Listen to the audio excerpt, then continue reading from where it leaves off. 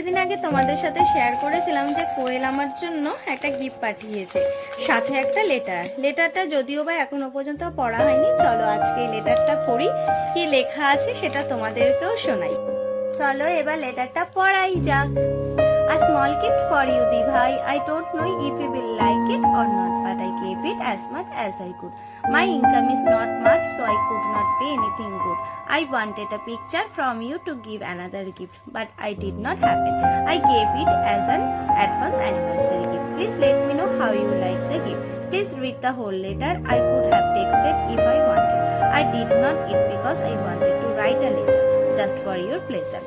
প্রথমত গিফটটা আমার খুব পছন্দ হয়েছে আর ভীষণই সুন্দর গিফটটা। এত সুন্দর করে লেটারটা দেওয়ার জন্য তোমাকে আরো অনেক অনেক থ্যাংক ইউ।